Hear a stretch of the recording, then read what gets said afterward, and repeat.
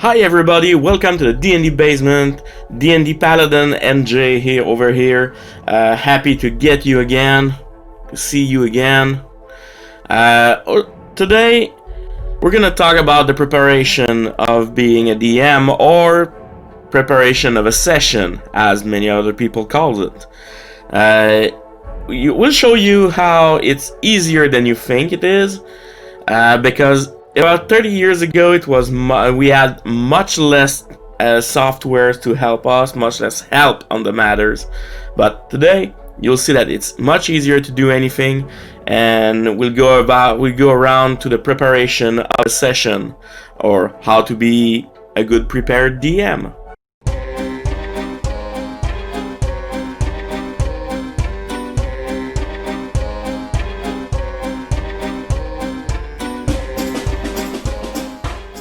The first thing you should know is the time you're gonna need for your preparation. And the time for your preparation really varies between the time it takes to make a session and the time you are willing to make to create stuff for your game. I'm the kind of person that goes for a long way, so there's a lot of things that I will create. So I need a lot of time. But that said, it's not that much time needed. You really need to know about the time of your session. If you know your session is gonna be 4 hours long, well, your preparation for the game should be about as much, which is about 4 hours long. The time of a session usually goes for 3 to 5 hours depending on the gameplay of the people, and you should know that even though you prepared a lot for the session, you might not get through the whole of that session, because it depends entirely on your players and how they go forward. And if you push your players around so they can go forward in your session, they're just gonna stop caring about everything. They're just gonna follow your pace. That said, you need tools to prepare for your session. So how do you actually prepare a session? Well, it's quite easy once you know the tools that you're gonna use. And there's many tools that should help you. You should first know that your story needs something. You should go into your story first. And a session is about 4 or 5 events in the sessions. It's usually not more than that, because more than that is usually because you're pushing through the session. And pushing through the session means your players are just tagging along, and that's something you don't want your players to do. So we'll talk about the softwares that I use for my preparation of a game. You can already see them on my Twitch channel, but I'm gonna show you a bunch here. Not gonna show you how to use them, just showing you fast how that is. But I'm gonna do a video on each one of them later, probably starting next week. So let's dive into it. The first software I'm gonna show you is Wanderdraft. Wanderdraft is a nice mapping software that I found about 8 months ago. It had been around for quite a few years now, and I just found out about 8 months ago, and ever since I just can't stop using it. The same for some other softwares that this same company is doing. The thing is, Wanderdraft here is an actual map making software that is, forget everything I told you about Photoshop. Photoshop is great, but Wanderdraft does it much faster. Now, here it has its own assets that it wants, and there's a lot of it, and you can just set your settings. So, and you can put in landscape, portrait, choose your type of background for your map. So right now we'll go straight, just because I want to show you just the kind of maps it can generate and how easy it is to generate. I'll have a better explanation about it, but this is pretty much what I use to create bigger maps. A bit of a fast forward about here, around here, so we can actually get to see the thing.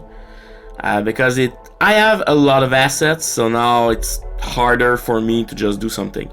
So here's we got a basic canvas, and on the left you have everything you need, and on the right all your settings.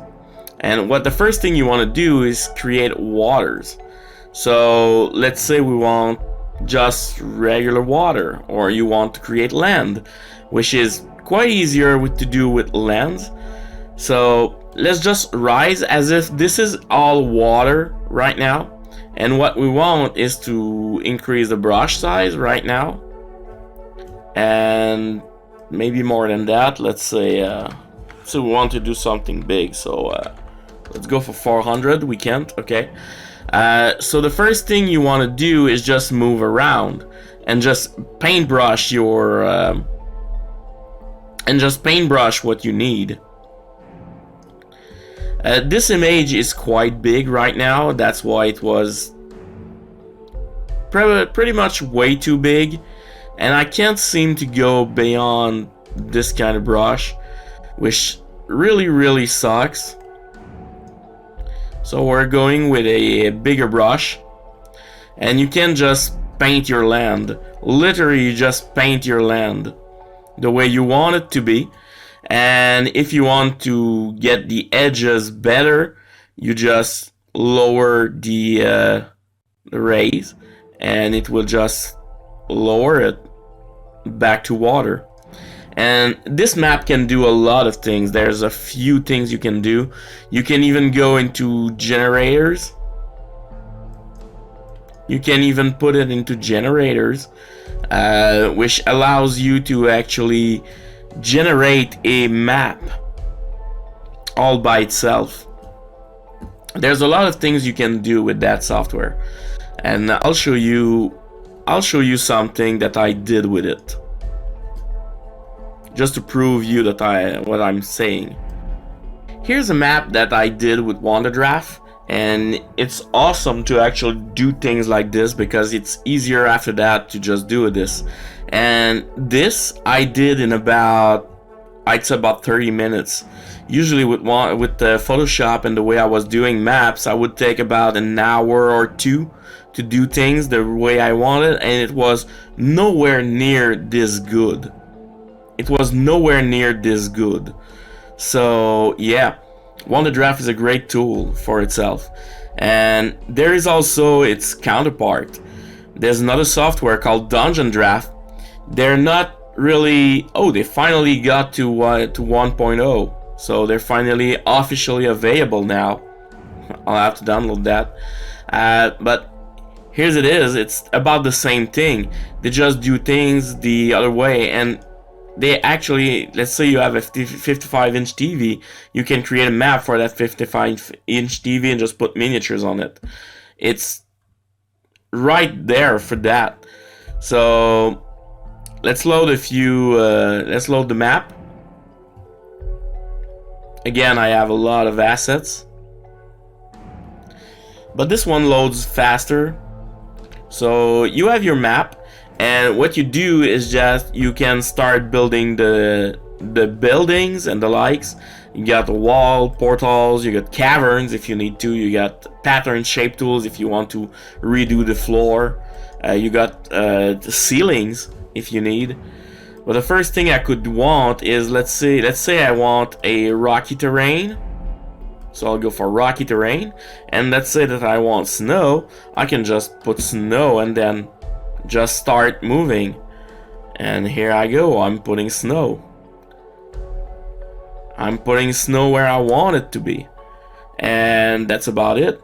After that, you get your water brush, which you can put, let's say we want a water source here. There we go. We can even choose the color, the blend mode, and everything. You got, let's say we want magma over here. Here we go, we got magma now. There's a lot of things you can do. Let's go for ice right here.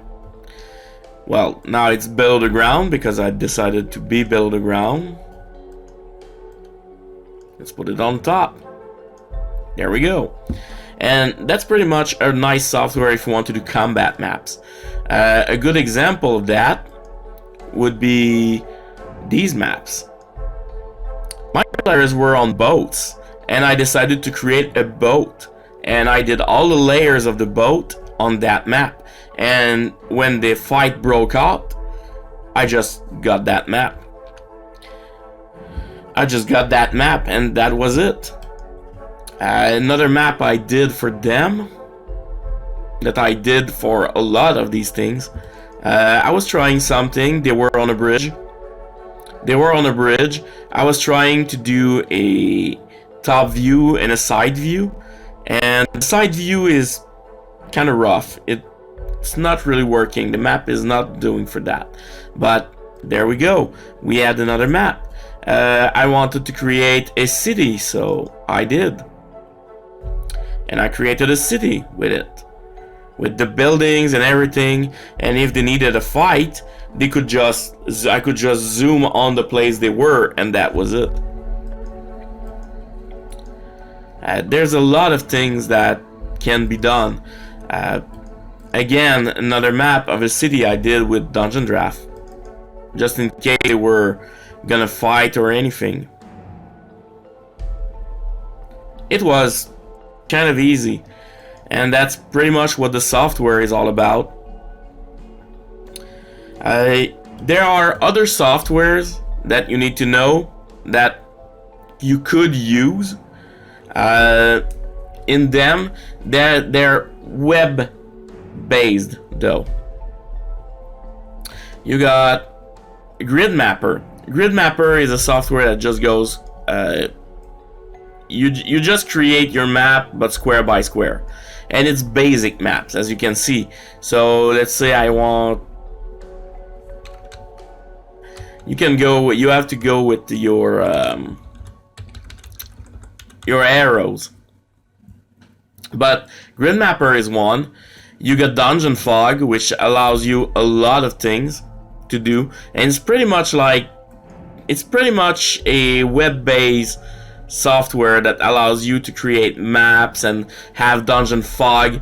Like here on the, as you can see, there's Fog of War inside the house, and you can just go for it. It's not free, but you can use it on TV projectors, mobile device, or anything like that, and just go for it. It's a great software still. You get Mipui. I don't know how they pronounce it, but basically it creates these walls here, and you have your squares that you can go, and you just create your walls and your houses and everything. You can even go for elevation, which are stairs and the likes, tokens if you need to, text. It's just all on the browser, it's all free. So that's also a great software you can use. If you need a city, then Wadabu is for you. It just you can tell it to create a small city, a medium city, a large city, and it will just create everything for you. And it has options in styles and layout. If you need things, I just added everything, but I could just random. I could let's say I remove the citadel, it will create a city without the citadel. If I remove the plaza, it will remove the plaza. If I remove the walls, there will not be any walls. If I want to remove the shanty city, I can even remove the city, the rivers, and the coast. There's a lot of things you can create with that. So if you need a city, there you go. It's a basic city generator, but it's a really great one. Dungeon is known for its versatility. It has everything, weird fiction, science fiction, all kind of D&D, D20, AD&D, kind of fantasy, other fantasy, just general map making, fractal world map generator. Yes, it can create a world like this. There's a lot of things that it does, and you can just go for it and just use it as you want to generate things. So Dungeon is a great one too. My favorite is Fantasy Name Generator, which created a secondary website, which is called Roll for Fantasy. And Roll for Fantasy is about everything it does. It has decks of cards, it has a calendar, it has everything you need. You just go into tools, and there's a hell of a lot of tools that you can use. This person loves D&D and in general tabletop, and she does a lot of things with these. There's help for you in writing other guides and everything. There's a lot of things on that site. So there's one that you need that's called Roll for Fantasy. Sorry. But my favorite is Fantasy Name Generator, which is, if you need names, which you'll need a lot, is the right place to go. You can go into pop culture and just have every games, anime, or everything you need. She created Mistborn recently, Naruto, Horizon Zero Dawn. But my favorite is going into Dungeons and Dragons and seeing that she put a lot of races around here. So you can get every names you need. Let's say we want a centaur name. There you go. You got male and female, and there's a lot of centaur name right there. She generates 10s in a row, and honestly, you won't really get the same name twice. So you got everything you need. And those are just few of the software that I use. The last software that I use is good old Word or WordPad or Notepad or just Notepad from Windows. You can just put your things and then put some bullets and be done with it. That's pretty much it. I can show you another one I did. The kind of things that I do for Dungeons and Dragons, because I have a whole hard drive just for Dungeons and Dragons. It's a small hard drive, but it's enough. And what I do is that I usually just write the stuff I need to do. So let's say alright, in this place here, let's say I wanted to know that the event, because the players will have to live through some events there. Here we go. So I have the first event here, what will happen in that event, and what's in that event.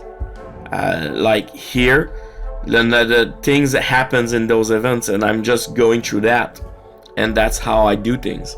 So this is how I create stuff. This is the preparation. All of these can be used to prepare your game, and thanks to these tools that we did not have 30 years ago, those tools makes creation of a D&D session much easier than it seems.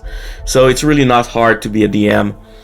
You just need time to be one, and time is something most people don't have. So there is pre-made books, pre-made adventures that you can do, that people already did the work for you. But I don't like these kinds, so I'm going with my own. So that's about it for preparation of a session or a game, and that's pretty much all you need. Next time together we'll see the softwares themselves. We'll create maps, we'll create things for the games. So thanks for watching us. Me and Jay really loves your company. So thanks for watching. Subscribe if you like it. If you like the video, like the video if you like the video, dislike it if you disliked it. Just do whatever pleases you.